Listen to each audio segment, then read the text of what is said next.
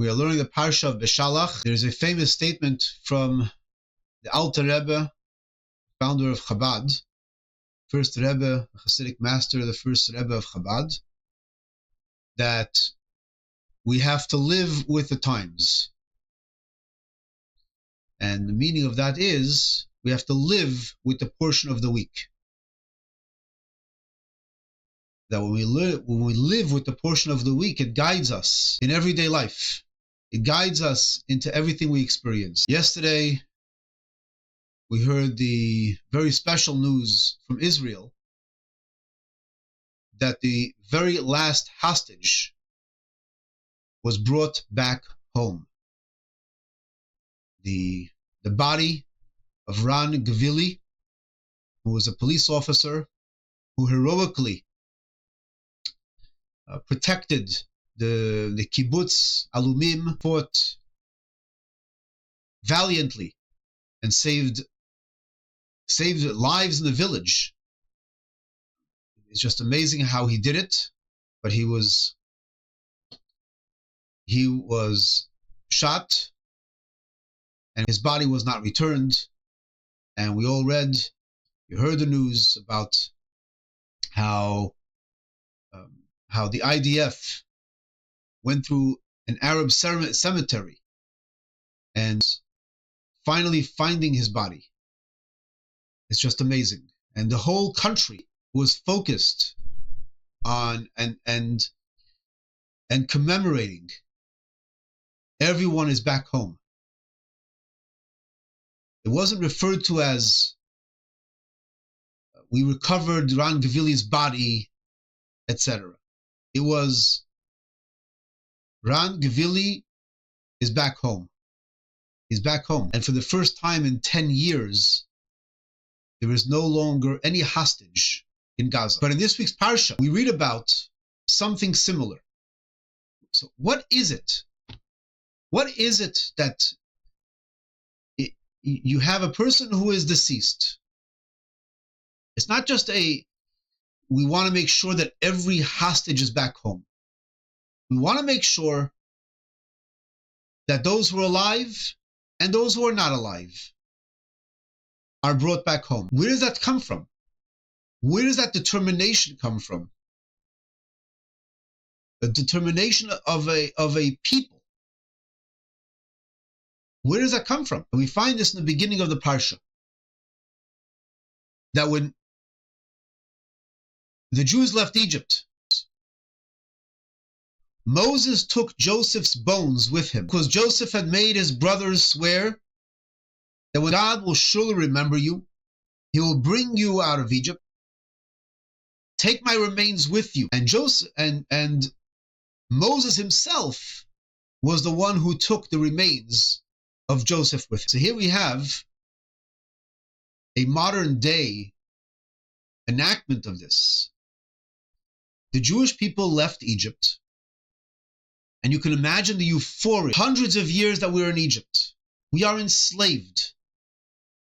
The drama of the 10 plagues, the being free, the dramatic exodus of Egypt. And is anyone thinking, wait a second, Joseph?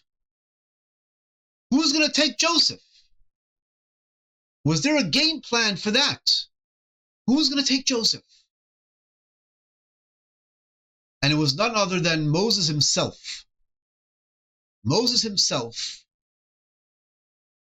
remembering, if we're leaving Egypt, we must take Joseph. We can't leave Joseph behind. This is the mindset of a leader. As we're leaving Egypt, let's remember our oath. You can claim, it wasn't my oath. I never swore to Joseph. Joseph made his brothers swear. And that was passed down. All the brothers were there. And that was passed down from father to son and so on.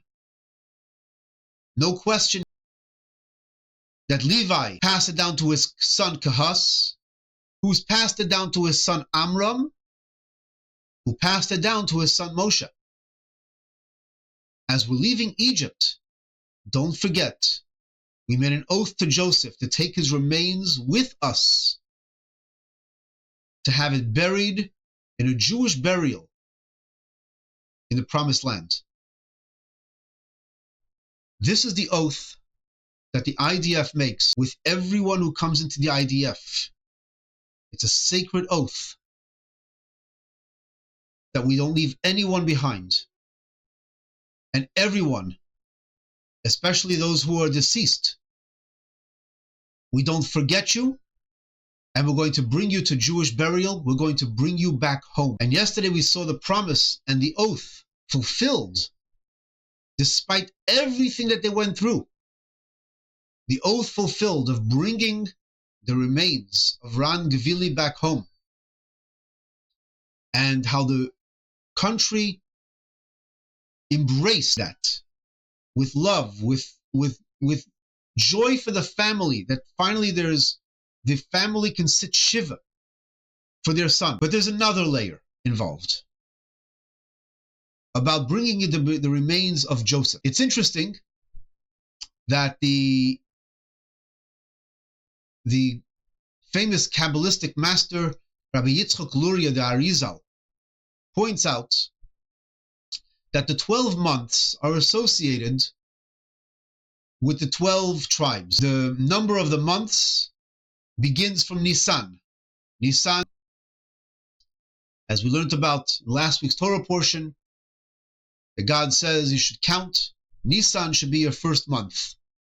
So if we count from Nisan, you have the month that we are in now, the month of Shvat, is the 11th month.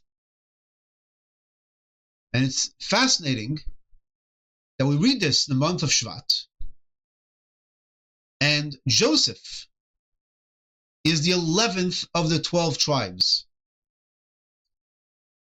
So we read it in this month, and the Rebbe explains that why is that the mention of taking the remains of Joseph embedded right here. First of all, why in this portion? Why is it not mentioned in the previous portion as they left Egypt? Why here in the context of God took them in a roundabout way in order, if there's going to be a war, they shouldn't have the immediate reaction of wanting to go back. The Jewish people left armed. And then it tells us that Moses took the remains of Joseph. So here's another insight associated with Joseph himself. Who was Joseph? And why is it important to mention it here? Joseph was a personality who's referred to as Yosef HaTzadik, the righteous Joseph.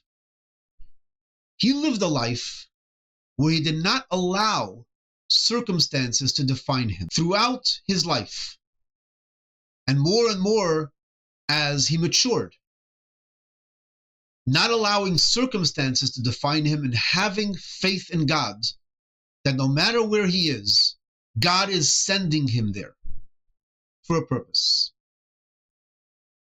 He doesn't allow the palace to define him.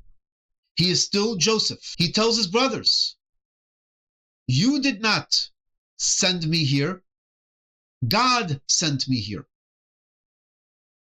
And now, the Jewish people are now embarking on a journey.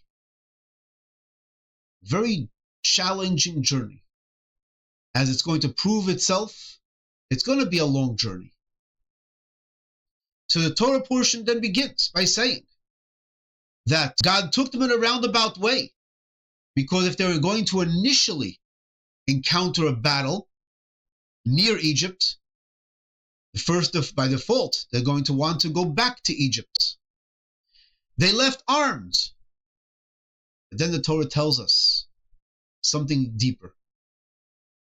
How were they really armed? They were really armed with the remains of Joseph. Moses took the remains of Joseph. Moses could have delegated this to someone else. Moses himself took the remains of Joseph. First of all, that's what a leader is. But second of all, to show the people of Israel, these are our arms. Look at Joseph. Look who I am bringing back. These remains should strengthen you. We're bringing back Joseph, the leader, the tzaddik. We're bringing back Joseph, who was not defined by any of the circumstances. Joseph, who had continuous faith in God, that wherever he is, he's being sent by God. Joseph, the one who unified the family. The brothers who wanted to sell him into slavery. He was the one who reconciled and reunified everyone. The power of Joseph. Moses brought the remains of Joseph as an empowerment to the Jewish people. Not only a sacred oath. A sacred oath, this could have been passed along to someone else. You can imagine Moses had many things to worry about and to think about as they're going out of Egypt. But he himself occupied himself with the remains of Joseph, and that this should be not only as a reminder, but a source of strength and empowerment. This is how they returned armed. This was the armament. Of course, they had physical arms, but in addition to that, the real arms was the mindset of Joseph. Don't ever forget how Joseph led his life. And that type of life should empower you and strengthen you as we all collectively go through this journey in the desert. The words that were echoing throughout Israel yesterday about the return of Ran Gvili. Ran Gvili was the first to enter into battle and the last to leave. That was his life. And that's how he returned. He was the first to enter into battle, and he was the last hostage to be returned home. This also comes at a time. Tonight is the 10th day of Shvat, which is the 76th yahrzeit of the previous Rebbe, Rabbi Yosef Yitzchak, previous Lubavitcher Rebbe, and the 75th year of the Rebbe's leadership, assuming the Rebbe's leadership. The Rebbe would refer to, regarding this parsha, that we have the remains of Joseph with us. The Rebbe's Rebbe was the previous Rebbe, whose name was Yosef Yitzchak. His life was one of defiance. He was undaunted by circumstances, and he lived with the life of Joseph, not allowing circumstances to define you. And this, the 10th day of Shvat, reminds us, just like the Yosef HaTzadik, just like Yosef, the previous Rebbe, just like Ran Gvili, not allowing circumstances to define you. And we as a people make that oath that you, as you made an oath to be indebted to us, we are in turn indebted to you. This is Am Yisrael.